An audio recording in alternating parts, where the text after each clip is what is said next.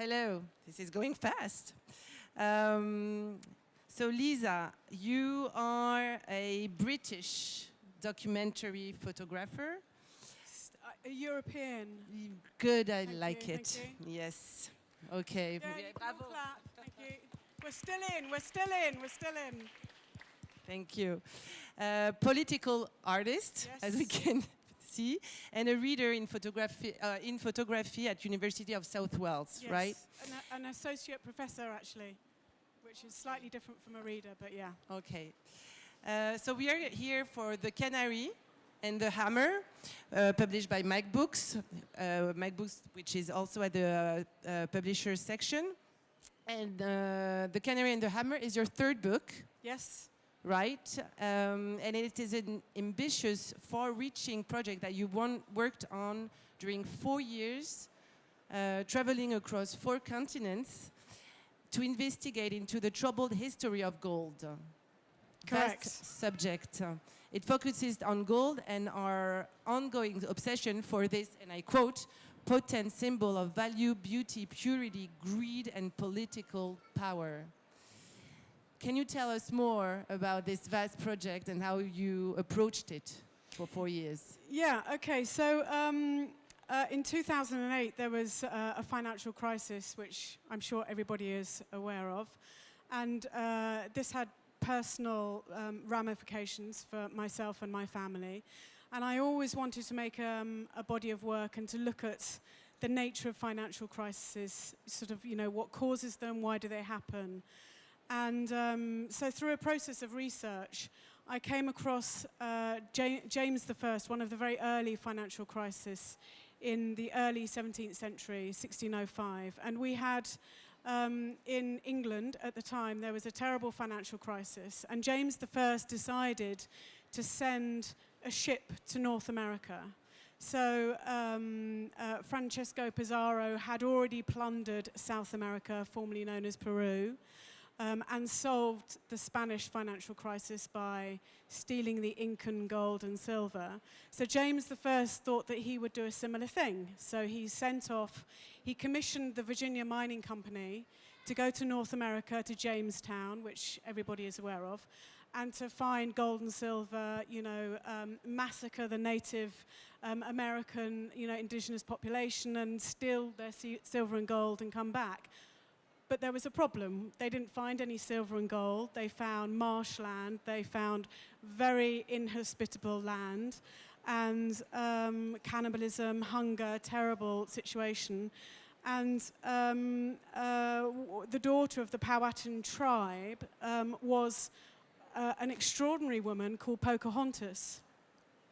And for those of you that know, Pocahontas is this amazing character who was married to John Rolfe.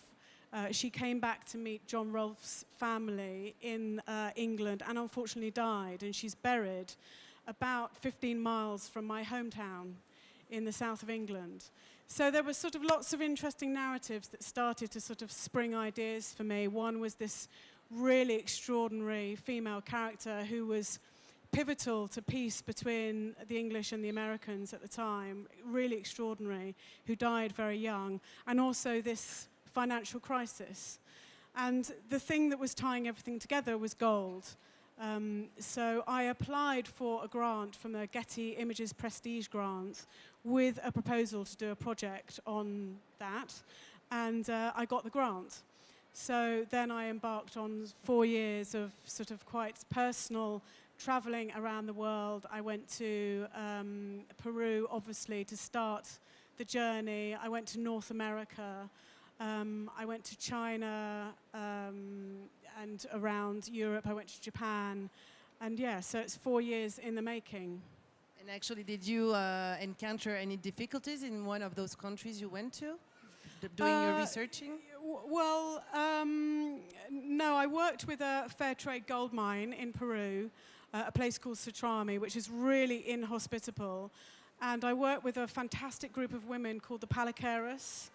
And in South America, it's considered really unlucky if women go below into the bowels of the earth. And the mythology is that if they do, all the gold will retreat. So this myth is perpetuated in these environments to keep women out of the gold mines and in the home, where they hold down 3 or 4 jobs. They cook, they clean, but they also scrabble around on the surface, the remnants that's left behind from what the men bring up, to find small pieces of gold and ore. So I worked with them extensively for about 3 weeks. And then I went to North America.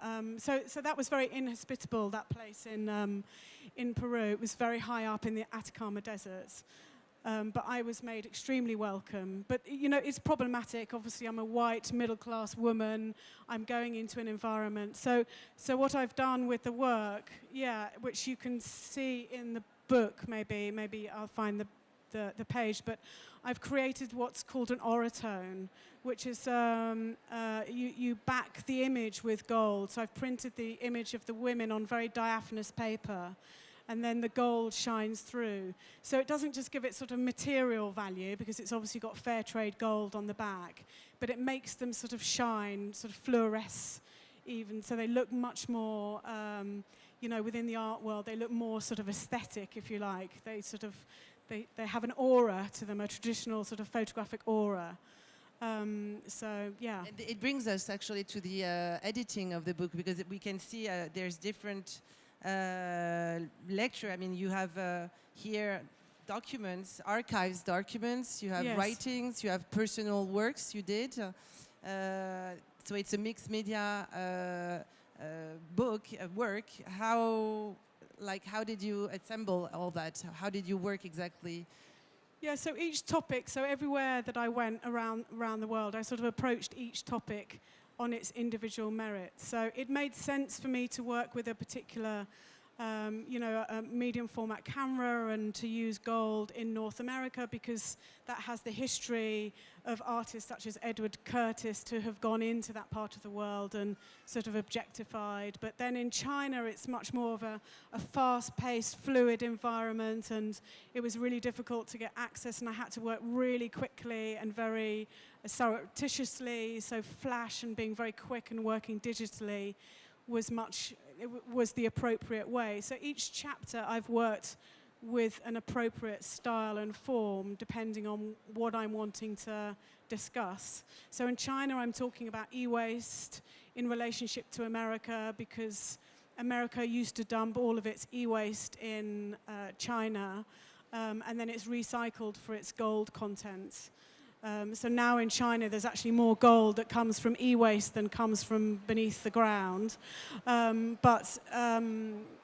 China have closed the doors for America because of the steel tariffs, the row that they have with America and China.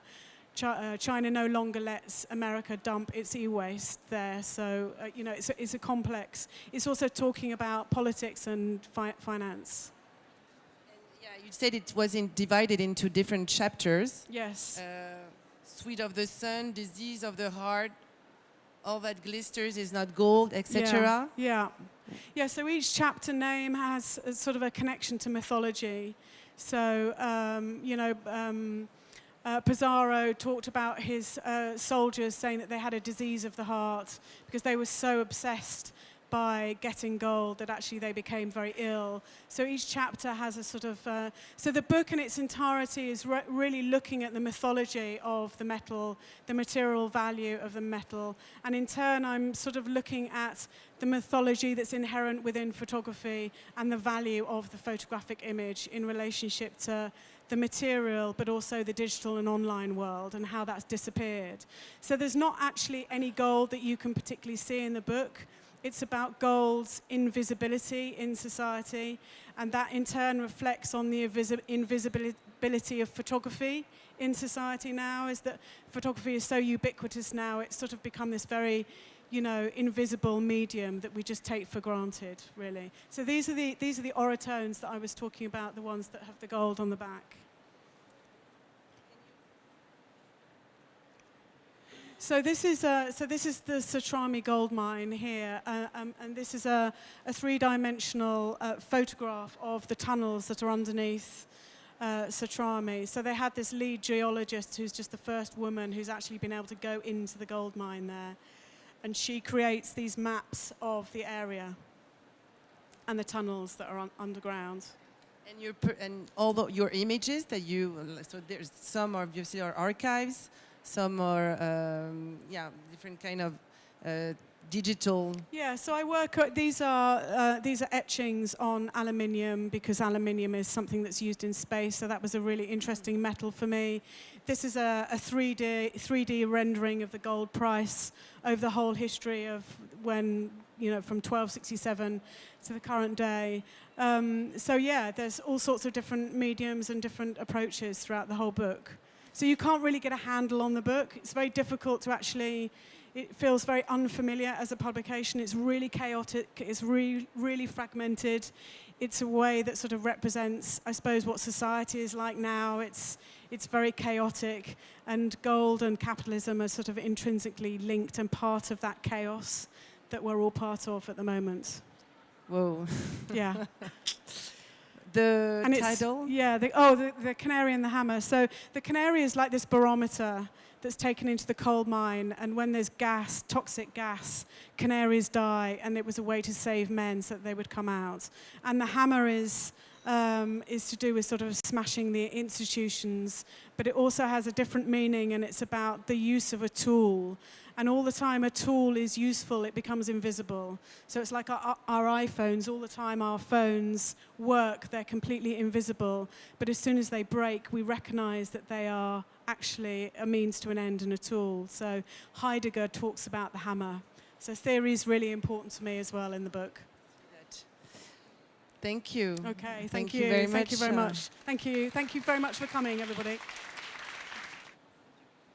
Hello, Lisa. Hello, hello. After working on this subject for so many years, do you think it's a good idea to invest in gold today? Yes.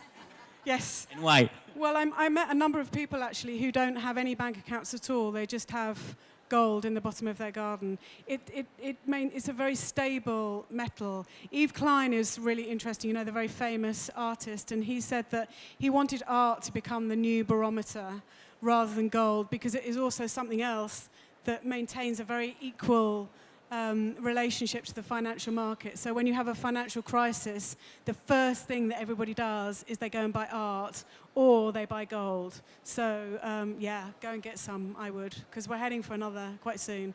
As soon as we leave Europe, actually, that's what's going to happen. Are you going to invest? Yes, I'm convinced. Yeah, good. Was that convincing? Good. Okay. The one? Yes? How's it Hello, going? hi. Did you come across much resistance in the industry when you were doing the project from the miners or that? Yeah, a huge amount of resistance everywhere, really, particularly in China. It's very... the mines that I were in were all illegal artisan mines now, using really toxic chemicals. So there's a really bad, toxic relationship between illegal mining of e-waste and obviously the destruction of the land, so people are very paranoid about that. And also in gold mines, they're very aware of the subjugation of women in gold mines, and even though it's a fair trade gold mine, they're very aware, so they're very private and very keen to show that the women are being very looked after, but of course the realities are very different. They have like 4 jobs and yeah, so lots of resistance, yeah.